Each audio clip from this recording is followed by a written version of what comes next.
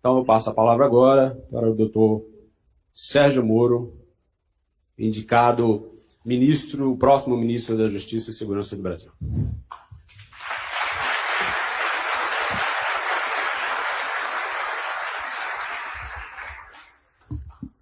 Boa tarde a todos.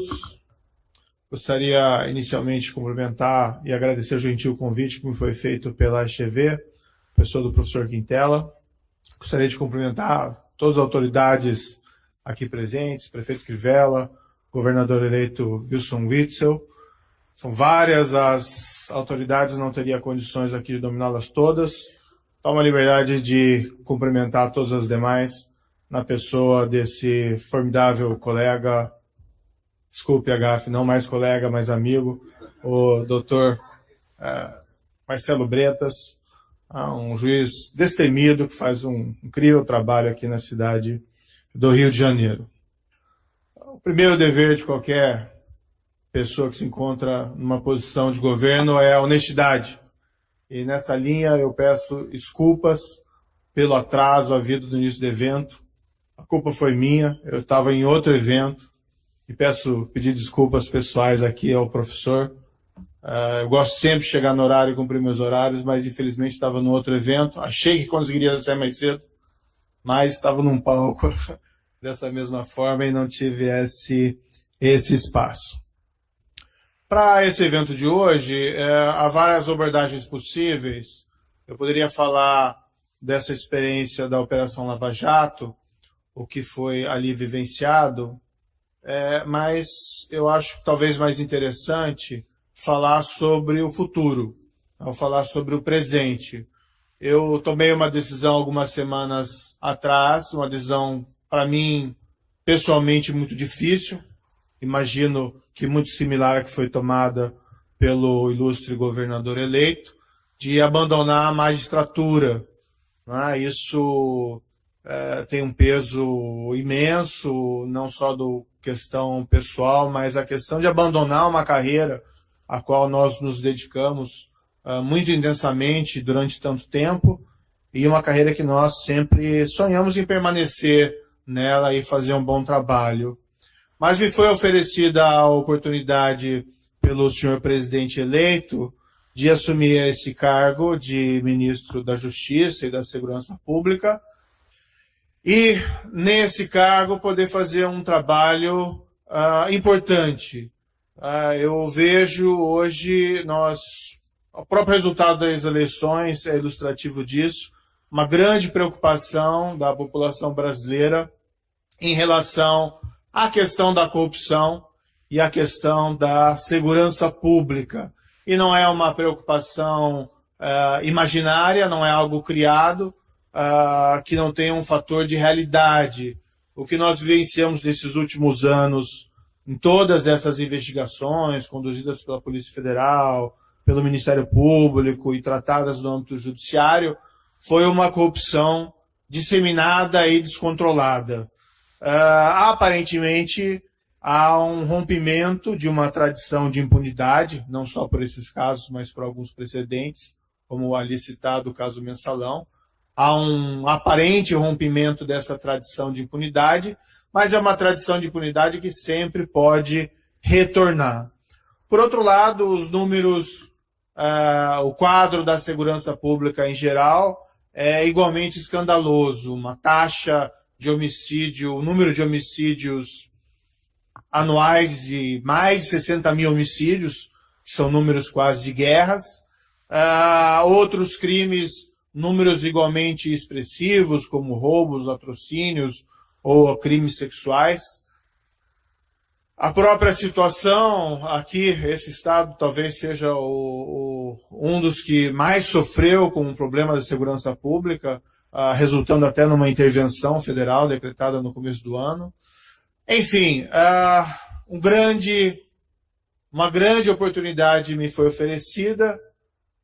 Não ignoro que é um tremendo desafio, mas também não tenho a pretensão, e falando isso com absoluta honestidade, de resolver esses problemas num curto espaço de tempo. Agora é importante, sim, isso é fundamental, iniciar um ciclo virtuoso, tá? começar a avançar e não ficar sempre com receio do retrocesso. A minha experiência na Operação Lava Jato, claro que cabem críticas a todo o trabalho que foi ali realizado, assim como cabem críticas ao trabalho de todo magistrado, mas apesar, vamos dizer assim, do relativo sucesso de nós vermos algumas figuras respondendo criminalmente pelos seus atos de uma forma talvez sem precedentes, ou com poucos precedentes, sempre pairou aquela ameaça de retrocesso, né? Sempre havia aquela percepção de que um dia a sorte poderia mudar, um dia a mesa seria virada, um dia as equipes de investigações seriam esvaziadas, um dia o Ministério Público seria cerceado, um momento a atuação do Judiciário também seria coibida por recursos intermináveis, que é a prática do Judiciário, discussões que muitas vezes não dizem respeito, de fato, à culpa, mas sim à procura de um erro técnico, muitas vezes um erro técnico criado, não propriamente real, ou até mesmo a perspectiva de leis de anistia, leis, como aconteceu na Itália, que reduzem prazos de prescrição, leis que descriminalizam condutas, enfim, todo o trabalho sendo colocado água abaixo. Eu conheci pessoas fantásticas que trabalharam na famosa Operação Manipulite, magistrados, e tendo o exemplo da Operação Mãos Limpas, um extraordinário esforço dos magistrados, dos investigadores, e alguns resultados efetivos alcançados, que foram, de certa maneira, corroídos por reações posteriores de um sistema político que não quis se alterar, e que paulatinamente, às vezes sutilmente, reformou o sistema para buscar aquela impunidade brevemente perdida. Eu não poderia, então, deixar de escapar essa oportunidade para tentar fazer um trabalho diferente, não mais evidentemente como juiz, mas um trabalho dentro do Ministério da Justiça e de Segurança Pública e propor políticas públicas. Como eu disse, o desafio é grande, mas é uma oportunidade que não poderia ser recusada. Qual é a ideia? A ideia é, primeiro, apresentar um projeto de lei contra corrupção, especialmente aqui grande corrupção, contra o crime organizado e contra crimes violentos, já no início da próxima gestão, logo após a nova legislatura. E aproveito para saudar os deputados eleitos e pedir o apoio para esses projetos que foram apresentados. Claro, sempre com respeito ao parlamento, com abertura para o diálogo. Qualquer projeto ele é passível de críticas, de rejeição, de modificações, mas nós esperamos, francamente, apresentar um bom projeto com o qual o parlamento possa realizar um bom trabalho. Corrupção, porque os últimos anos, como disse, revelaram que ela está desenfreada. Crime organizado, eu penso que hoje é um problema quase de segurança nacional. Essas organizações criminosas estão cada vez mais fortes e poderosas, e elas não têm enfrentado, embora algumas iniciativas pontuais, uma ação concertada do Estado em relação às suas atividades. E, por outro lado, a questão do crime violento, né, que afeta a todos de uma maneira perversa e, inclusive, especialmente, minorias, que muitas vezes são as principais vítimas, por exemplo, de crimes de homicídios. Essa situação realmente tem que ser alterada. É um projeto em gestação. Eu falarei aqui em breve de algumas ideias. Não posso dizer que são propostas definitivas, porque se faz parte agora de uma gestão, então essas ideias têm que ser colocadas no papel e discutidas com a gestão para ver a possibilidade delas serem aprovadas. E certamente no parlamento é um novo desafio aprovar essas medidas. E, paralelamente, uma série de medidas executivas. Não estamos, evidentemente, assumindo o Ministério unicamente para apresentar propostas de lei. Estamos tentando montar uma equipe que se destaque pela experiência e pela excelência na área. Destacaria aqui o Dr. Valeixo, que foi nominado como futuro diretor-geral, a doutora Érica, especialista, a meu ver, a maior especialista do país em cooperação jurídica internacional para o DRCI, e pessoas acima de qualquer suspeita. O compromisso, esse é um compromisso claro do Ministério, um compromisso também que foi reiterado e afirmado, é a posição do presidente eleito, não proteger ninguém. Tá? Nós temos muito bem claro que esses órgãos de controle e de investigação têm que atuar com independência, né? Têm que atuar com plena independência para fazer o seu trabalho. Qualquer espécie de interferência indevida não virá nunca da parte do Ministério. Bem, além disso, medidas executivas. Né? É preciso concentrar esforços. O modelo das forças-tarefas é um modelo a ser perseguido, não é uma criação brasileira. Eu lembro aqui uma história muito interessante das 5 famílias mafiosas de Nova York, máfias italianas, família Gambino, Lucchesi, Bonanno e outros aqui que me escapam o nome, que eram tidos como organizações criminosas que controlavam boa parte da atividade econômica em Nova York na década de 70 e 80, e elas foram desmanteladas por uma ação focada de forças-tarefas, principalmente formadas no âmbito do FBI, e que conseguiram, com foco, dedicação e recursos, realizar isso. O exemplo das forças-tarefas da Lava Jato, tanto no Rio, como em Curitiba, como em outros lugares, também é um exemplo exitoso a ser seguido, a demonstrar que se os recursos são escassos, eles devem ser focalizados naquelas exigências mais prementes. Não se pode dizer também que é fácil esse trabalho e que isso se resolve da noite para o dia. A dedicação desses agentes da força-tarefa revela aí o esforço que é necessário. Mas a criação de forças-tarefas focadas em organizações criminosas específicas e grandes esquemas de corrupção é um modelo a ser perseguido e que independe, em princípio, também de alterações legislativas. Agora, existe também um problema de gestão. Né? Estive recentemente conversando com o interventor aqui do Rio de Janeiro, o general Braga Neto. Né? Ele fez uma exposição bastante detalhada dos problemas da segurança pública do Rio de Janeiro e a percepção que eu tive que um grande problema era o problema de gestão e não tanto um problema da falta de recursos. Claro que essas áreas são usualmente carentes de recursos e qualquer recurso a mais é valioso, mas esses recursos devem ser também empregados. E o Ministério da Segurança Pública, da Justiça, parte também graças aos esforços da atual gestão que criou fontes de financiamento, e o sistema do SUSP, pode funcionar aí como um catalisador não só desses recursos, mas igualmente de modelos de gestão que podem ser adotados aí pelas secretarias ou pelos órgãos de segurança pública de cada um dos estados da federação, sempre respeitando, evidentemente, a autonomia dos estados e do Distrito Federal.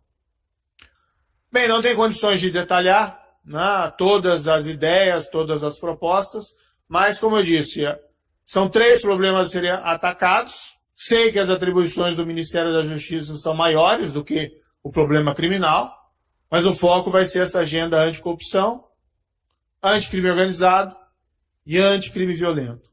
Medidas executivas e proposições legislativas. Essas proposições legislativas a serem apresentadas em fevereiro, a ideia é que elas sejam relativamente simples, sem prejuízo de projetos mais ambiciosos no futuro e mais complexos. Muitas vezes, na investigação criminal, na aplicação do direito penal, no processo penal, existem aquilo que a gente chama de pontos de estrangulamentos. Ligeiras alterações, situações facilmente discutíveis e perceptíveis, muitas vezes quando alteradas ou promovidas reformas, podem fazer uma grande diferença. Então, por exemplo, como eu disse, são ideias ainda em gestação, não significa que estarão no projeto lá em fevereiro. Mas tem que se proibir progressão de regime prisional para o preso que mantém vínculo com organizações criminosas. Isso já é uma possibilidade existente na lei, mas é importante colocar isso na lei. Tá? É importante porque a progressão de regime visa não a liberar o preso de qualquer forma, mas liberar um preso apto à ressocialização, segundo o seu mérito. Se o preso mantém vínculo com a organização criminosa, ele não está pronto para ser ressocializado. Se colocado em liberdade, ele apenas vai potencializar, né, vai potencializar aquela organização criminosa. Então é importante que isso seja colocado na lei. Também acaba servindo como um desestímulo que os presos, sei que muitas vezes são levados por circunstâncias a ingressar nessas organizações criminosas, não sempre voluntariamente, mas isso também vai servir como um desestímulo ao ingresso desses presos nessas organizações criminosas. Nos Estados Unidos, se faz com muito êxito em investigações complexas aquilo que se chama de operações disfarçadas, undercover operations.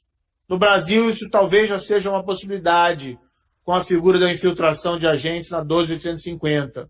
Mas sempre existem umas dúvidas perenes na nossa legislação acerca da utilização deste instituto. Então, por exemplo, é preciso colocar na lei que o fato de você vender ou entregar droga para um agente policial disfarçado, isso não exclui o crime. Isso não é um crime impossível. Isso é crime sim. Né? Isso tem um potencial para investigação muito significativo. Eu não falo aqui da compra apenas de droga de um pequeno distribuidor na rua, mas sim de um agente policial atuando para participar de grandes carregamentos de droga, evidentemente com o intuito de interrompê-los. A mesma coisa em relação a armas. A mesma coisa em relação à lavagem de dinheiro. Estabelecer a lei que um agente policial disfarçado que participa de uma operação de lavagem de dinheiro, isso não exclui o crime. O crime não é impossível. O policial não está lá para criar o crime. O policial está lá para revelar esse crime. Outras questões pontuais. Foi muito bem colocado aqui pelo colega, ato falho novamente, pelo juiz Bretas, sobre a questão da justiça eleitoral. A justiça eleitoral tem todo um mérito histórico que moralizou as eleições. Isso é algo inegável. O problema é que hoje algumas condutas criminais extremamente complexas, muitas vezes envolvendo operações de lavagem de dinheiro com contas no exterior, operadores dos mais diversos, estão sendo interpretados como sendo de competência da Justiça Eleitoral. E a Justiça Eleitoral, apesar de todos os seus méritos, não é uma justiça comumente estruturada para lidar com esse tipo de crime. A lei tem que deixar claro que uma coisa é caixa 2. Caixa 2 é grave, é crime também. Mas se é corrupção, não é caixa 2 e não é justiça eleitoral. Então a lei tem que deixar clara que se dinheiro for entregue a agente político com contrapartida, isso não é caixa 2, isso é corrupção e a competência não é da justiça eleitoral. Se pode fazer isso mediante pequenas reformas legislativas. Primeiro, estabelecendo claramente que o crime de caixa 2 não se configura se há conduta criminal mais grave. A meu ver já é assim, porque é princípio da especialidade, mas sempre é bom colocar uma lei de maneira clara. E, por outro lado, a lei hoje estabelece, né, que a Justiça Eleitoral tem competência para o crime eleitoral e o conexo. Simplesmente estabelecer, como existe para outros crimes no Código de Processo Penal, que essa conexão não importa a reunião de processos, fica separado. Sem qualquer demérito da Justiça Eleitoral, ela muitas vezes não tem condições de apurar essas condutas criminais mais complexas e que não se confundem aí com um caixa 2 de campanhas eleitorais. Claro que essa conduta também tem a sua gravidade, mas não tanto como essas outras. Mudanças pontuais sobre as regras de prescrição. O processo penal, a justiça criminal tem que funcionar da seguinte forma: culpado vai preso, inocente vai para casa ou fica em casa. Esse é o resultado normal. Mas nós nos acostumamos, nós criamos um sistema em que nós passamos a ver quase como normal um processo penal que termina em nulidade ou prescrição. E principalmente, não em relação ao pequeno criminoso, mas em relação ao grande criminoso. Seja o grande criminoso violento, seja o grande criminoso de colarinho branco. Tem que mexer na lei, não precisa necessariamente acabar com a prescrição, mas mudanças pontuais nas regras, né, vão evitar esse resultado indesejável desses processos e, quem sabe aí, possibilitar que a justiça se ocupe mais de julgar mérito, se a pessoa é culpada ou não, do que essas questões mais formais. Então, algumas alterações específicas aí podem fazer uma grande diferença em relação a esse tema. Também se estuda regular mais estritamente as comunicações dos presos em estabelecimentos penais de segurança máxima. Tá? É pouco tolerável que se continue a comandar crime de dentro das cadeias. Eu falo até brincando às vezes, olha, a grande vantagem dessas organizações criminais que se estabeleceram em presídios é que se sabe onde elas se encontram. Tá? Então, pelo menos, parte do problema pode ser resolvido. Nós sabemos onde eles estão. Agora, precisa retomar o controle das cadeias no Brasil. Claro que isso não é algo tão simples. Se fosse simples, isso teria sido feito no passado. Mas, como eu disse, tem que se iniciar, né, um ciclo virtuoso de reformas nessa área específica. A justiça também tem que ser, vamos dizer assim, tem que ser aliviada de casos banais. Nós devemos introduzir, dentre as proposições, uma espécie de instituto de Piebergen no Brasil. Nós não precisamos tratar todos os casos com a mesma formalidade sempre. Então, aqueles casos em que você tem uma pessoa acusada por um crime, a pessoa confessa, não existem grandes questionamentos sobre as provas em relação ao crime. Por que não permitir, dentro de limites, que seja negociada a pena entre a acusação e a defesa e o acusado, para evitar que esses casos atolem os escaninhos judiciais e tomem o tempo do juiz que deve ser reservado àqueles casos mais complexos. Enfim, são basicamente mudanças muito pontuais. Também ali, e aí eu finalizo com essa última proposição, não são todas relativas aí ao crime de corrupção. Aquela ideia de que agregar pena abstrata resolve o problema da criminalidade, eu particularmente acho um erro. Né? As penas previstas em abstrato na legislação já são, em geral, até elevadas. O grande problema é o tempo de prisão fechado real. Tem que se mexer, quando se for mexer nisso, nas regras de progressão de regime e de recebimento de benefícios prisionais. Claro que existem crimes mais leves que tem que ter uma progressão diferenciada, visando sempre a recuperação e ressocialização do preso, mas tem casos de gravidade, às vezes crimes bárbaros de sangue, que nós vemos na imprensa brasileira e que muitas vezes, pouco menos de 10 anos, a pessoa já está progredindo do regime fechado para um regime semiaberto que hoje em dia é praticamente quase liberdade. Tá? Às vezes saindo parricidas, saindo em benefício em Dia das Mães. As pessoas não entendem isso, não compreendem, e é dever das instituições dar uma resposta em relação a essas questões. Enfim, essas propostas vão ser colocadas no momento oportuno no papel, vão ser publicizadas a toda a sociedade, e esse ambiente também é extremamente propício para que nós possamos pedir ideias e sugestões. Ou, se essas ideias e sugestões tardarem, que no momento da publicização desse projeto, as naturais críticas que sejam pertinentes para que nós possamos aprimorar esse projeto. Há um desejo, portanto, de que haja uma melhoria no quadro geral da justiça e da segurança pública no Brasil em relação a essa criminalidade. Quem sabe, iniciando um ciclo virtuoso, daqui a vários anos, outros, né, presentes nesse auditório, não necessariamente mais a minha pessoa ou todos os senhores, nós possamos olhar para trás e pensar que esses graves problemas da criminalidade que o Brasil sofre são apenas um retrato do nosso passado e não mais daquele momento futuro.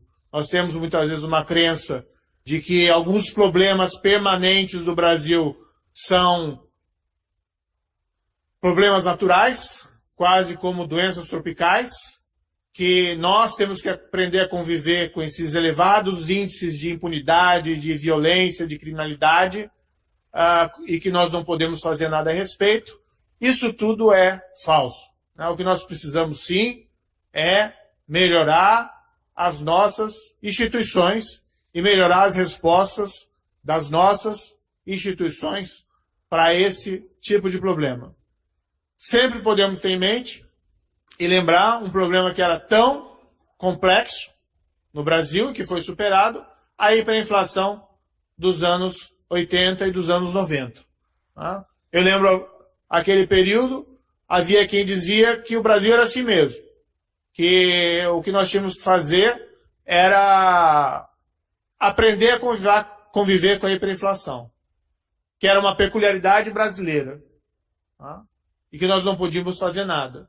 Mas, através de políticas públicas consistentes, foi possível superar o problema. O Plano Real. O que se quer, a partir de fevereiro, ou de janeiro, para ser mais exato, é uma espécie de Plano Real contra a alta criminalidade no Brasil. Muito obrigado. Atenção.